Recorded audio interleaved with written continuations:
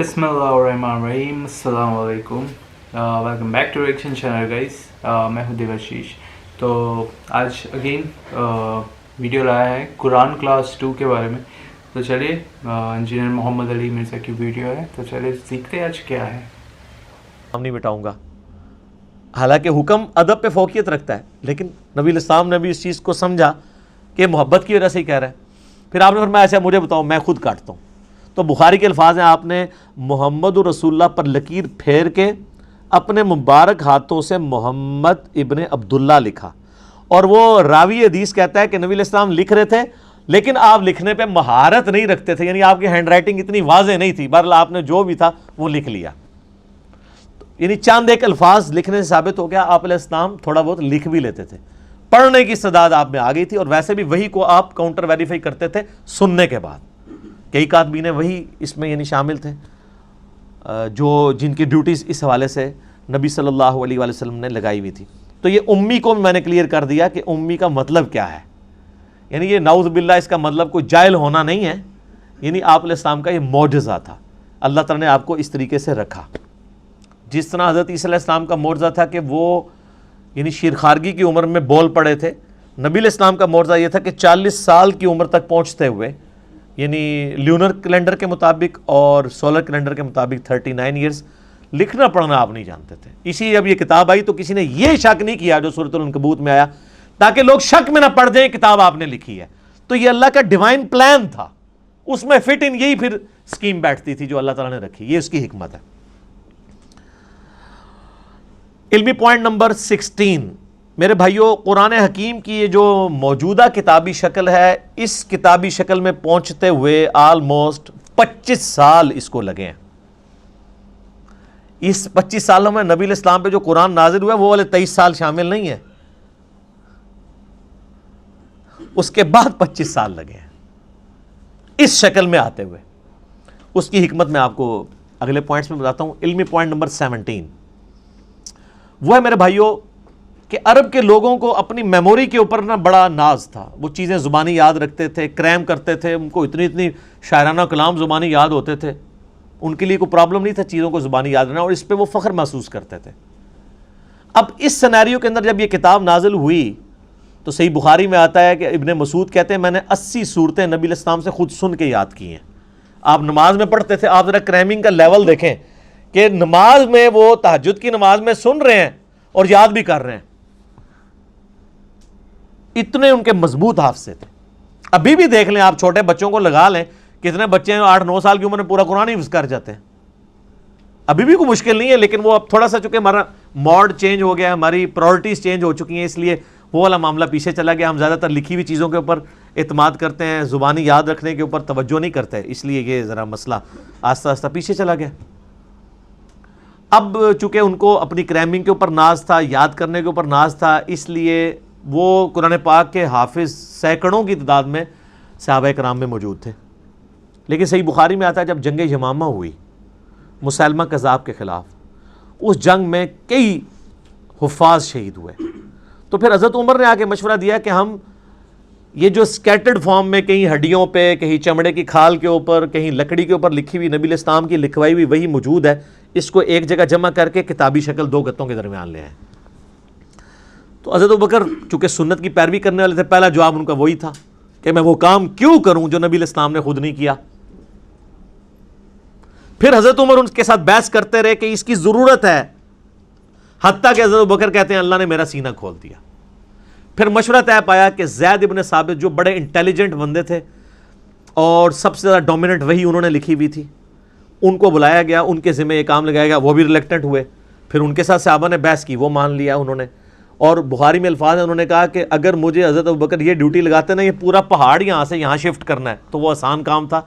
कुरान पाक की जिम्मेदारी मेरे पे लगाना एक पूरी उम्मत के एतबार से मेरे पे बड़ी जिम्मेदारी थी। ज़ुबानी लोगों को याद था, आज भी हाफिज़ ही इसको पढ़ के एंड पे आप देखते नहीं लिखा होता है हमने कुरान को हरफ हरफ पढ़ा, इसमें कोई गलती नहीं है, ये कोई नुस्खे से नहीं मैच करता, क्रैमिंग कोई हुफाज नहीं इसको। लेकिन हज़रत अबू बकर ये चाहते थे जो नबी इस्लाम ने अपने नोट्स लिखवाए हैं उसके साथ काउंटर वेरीफाई किया जाए, और उसके लिए तय पाया कि रिटन रिकॉर्ड मौजूद होना चाहिए। जो भी आप इसमें लिखेंगे और कम से कम 2 बंदे उसको रिटन में जस्टिफाई करेंगे। لیکن اس میں ایک آیت ایسی تھی کہ جس کا ریٹن ریکارڈ صرف ایک بندے کے پاس تھا. صحیح بخاری میں آتا ہے وہ تھے حضرت خزیمہ ابن ثابت انصاری رضی اللہ تعالیٰ عنہ. اور کسی کے پاس مل نہیں رہا تھا. صحابہ کو یہ اجداج سے پتا تھا, کیونکہ الفاظ ہیں کہ گم پائی, تو گم وہی بندے کو پتا ہوتا ہے جس کو یاد ہو کہ میں نے سنی ہوئی ہے اور اب لکھی بھی نہیں مل رہی. جب یاد بھی نہ ہوتا, اس کے بعد صحابہ کو اجداج میں تھی کہ یہ آیت ہے, ریٹن فارم میں حضرت خزیمہ کے پاس ملی, دوسرا کوئی گواہ نہیں تھا. پھر صحابہ کو یاد آیا کہ ان کی تو گواہی حضور نے 2 کے برابر کی ہوئی ہے, اور وہ معجزہ آپ کی وفات کے بعد ظاہر ہوا. یہ پروفیسیز اور جو علامات النبوہ ہیں, اور وہ واقعہ بڑا مشہور ہے. نبی علیہ السلام نے ایک یہودی کے ساتھ ایک جانور کا سودا کیا. آپ گھر جب رقم لینے کے لیے, مال لینے کے لیے گئے, پیچھے سے کسی نے اس کو زیادہ قیمت لگا دی, وہ مکر گیا. آپ علیہ السلام واپس آئے تو اس نے کہا آپ نے سودا ہی نہیں کیا. آپ نے فرمایا تم مجھے نہ دو لیکن کم از کم مجھے جھوٹا تو نہ کرو. انہوں نے کہا نہیں, آپ نے سودا ہی نہیں کیا, اگر کیا تو گواہ لائیں. گواہ کوئی بھی نہیں تھا.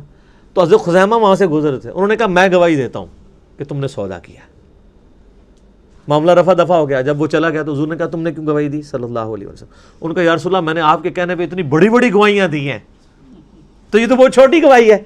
آپ کی شخصیت کو جب میں نے مان لیا, یعنی ہمارے پورے دین اسلام کی بنیاد جو ہے نا وہ رسول اللہ پہ کھڑی ہوئی ہے صلی اللہ علیہ وسلم. اس قرآن کو ہم نے اللہ کی کتاب کس کے کہنے پہ مانا ہے؟ نبی صلی اللہ علیہ وسلم کے کہنے پہ. قبر کے عذاب کو, آخرت کے معاملات کو, جنت کو, یہ ساری چیزیں آپ کے کہنے. تو ان کا جب میں نے اتنی بڑی بڑی چیزیں, یہ تو چیز ہی کوئی نہیں. تو آپ علیہ السلام نے پھر ان کو آنری طور پہ فرمایا تھا کہ ہر معاملے میں 2 گواہوں کی ضرورت ہے. جہاں میرا خزیمہ ایک آ گیا نا تو اس کی گواہی 2 کے برابر مان لینا. اور وہ سر حضرت ابوبکر کے دور میں معجزہ ظاہر ہوا, بخاری میں موجود ہے. وہ پھر اللہ تعالیٰ کے نبی علیہ السلام کو اللہ تعالیٰ نے یہ زندہ معجزہ امت تک ٹرانسفر کیا کہ ان کی گواہی کے اوپر وہ پھر آیات قرآن حکیم میں داخل کی گئی.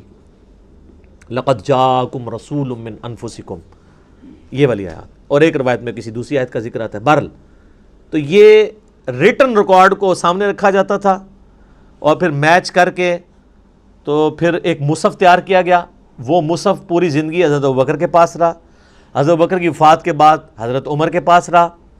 حضرت عمر نے اپنی وفات کے بعد ام المومنین اور اپنی بیٹی سیدہ حفصہ کو دے دیا, اور یہ سیدہ حفصہ کے پاس وہ مصحف تھا جو حضرت ابوبکر نے لکھوایا. یہ بخاری کی حدیث یہاں پہ کنکلوڈ ہو جاتی ہے.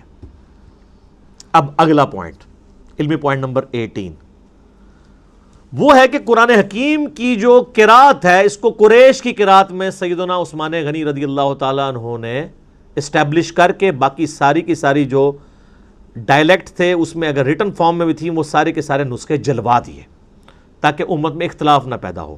وہ بخاری میں حدیث ہے, حذیفہ ابن یمان کہتے ہیں کہ ہم نے آذربائیجان کی جنگ کے لیے, یعنی رشیا کی طرف جب حملہ کرنے لگے حضرت عثمان کے دور میں, تو ہم نے جو رومن اور پرشین امپائر جو مسلمانوں کے انڈر آ چکی تھی قادسیہ اور یرموک کے بعد, ان علاقوں میں ہم لوگوں کو ابھار رہے تھے جہاد کے لیے.